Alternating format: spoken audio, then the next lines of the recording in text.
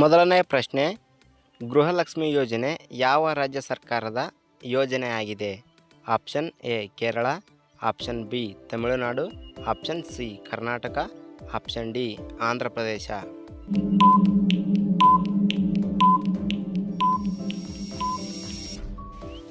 ಇದಕ್ಕೆ ಸರಿಯಾದ ಉತ್ತರ ಆಪ್ಷನ್ ಸಿ ಕರ್ನಾಟಕ. ಎರಡನೇ ಪ್ರಶ್ನೆ, ಗೃಹಲಕ್ಷ್ಮಿ ಯೋಜನೆಯಡಿ ಪ್ರತಿ ತಿಂಗಳು ಎಷ್ಟು ಹಣ ನೀಡಲಾಗುತ್ತದೆ? Option A 1,000, option B 1,500, option C 2,000, option D 2,500.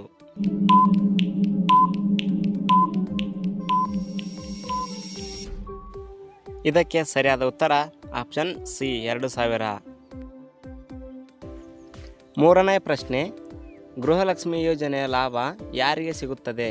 Option A ಮನೆಯ ಯಜಮಾನ, ಆಪ್ಷನ್ ಬಿ ಮನೆಯ ಯಜಮಾನಿ, ಆಪ್ಷನ್ ಸಿ ವಿದ್ಯಾರ್ಥಿಗಳು, ಆಪ್ಷನ್ ಡಿ ಹಿರಿಯ ನಾಗರಿಕರು.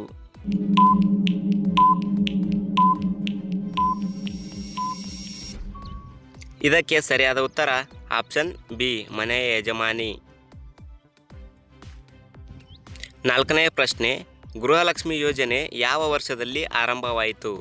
Option A 2021, option B 2022, option C 2023, option D 2024.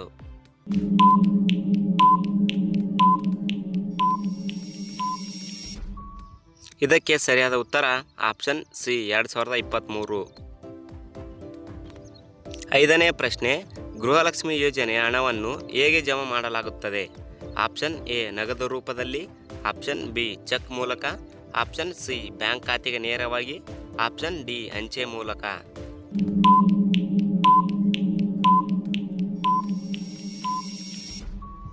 ಇದಕ್ಕೆ ಸರಿಯಾದ ಉತ್ತರ ಆಪ್ಷನ್ ಸಿ ಬ್ಯಾಂಕ್ ಖಾತೆಗೆ ನೇರವಾಗಿ. ಆರನೇ ಪ್ರಶ್ನೆ, ಗೃಹಲಕ್ಷ್ಮಿ ಯೋಜನೆಯ ಮುಖ್ಯ ಉದ್ದೇಶವೇನು? ಆಪ್ಷನ್ ಎ ರೈತರಿಗೆ ನೆರವು, ಆಪ್ಷನ್ ಬಿ ಮಹಿಳೆಯರ ಆರ್ಥಿಕ ಸಬಲೀಕರಣ, ಆಪ್ಷನ್ ಸಿ ವಿದ್ಯಾರ್ಥಿ ವೇತನ, ಆಪ್ಷನ್ ಡಿ ಉದ್ಯೋಗ ಸೃಷ್ಟಿ.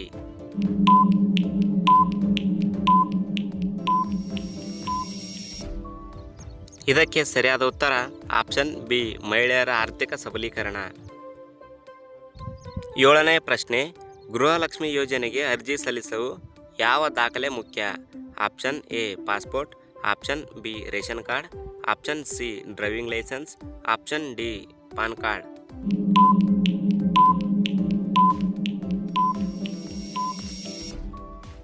ಇದಕ್ಕೆ ಸರಿಯಾದ ಉತ್ತರ ಆಪ್ಷನ್ ಬಿ ರೇಷನ್ ಕಾರ್ಡ್.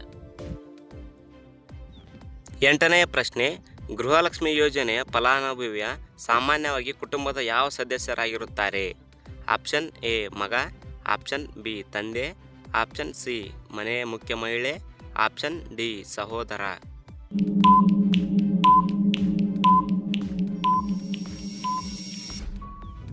ಇದಕ್ಕೆ ಸರಿಯಾದ ಉತ್ತರ ಆಪ್ಷನ್ ಸಿ ಮನೆಯ ಮುಖ್ಯ ಮಹಿಳೆ. ಒಂಬತ್ತನೇ ಪ್ರಶ್ನೆ, ಗೃಹಲಕ್ಷ್ಮಿ ಯೋಜನೆ ಹಣ ಯಾವ ಅವಧಿಯಲ್ಲಿ ನೀಡಲಾಗುತ್ತದೆ? ಆಪ್ಷನ್ ಎ ವಾರಕ್ಕೊಮ್ಮೆ, ಆಪ್ಷನ್ ಬಿ ತಿಂಗಳಿಗೊಮ್ಮೆ, ಆಪ್ಷನ್ ಸಿ ವರ್ಷಕ್ಕೊಮ್ಮೆ, ಆಪ್ಷನ್ ಡಿ 6 ತಿಂಗಳಿಗೊಮ್ಮೆ.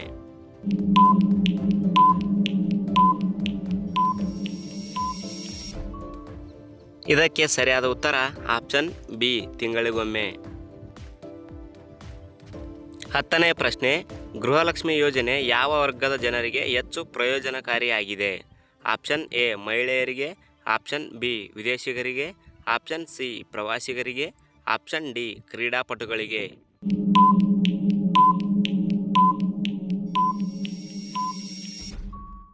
ಇದಕ್ಕೆ ಸರಿಯಾದ ಉತ್ತರ ಆಪ್ಷನ್ ಎ ಮಹಿಳೆಯರಿಗೆ.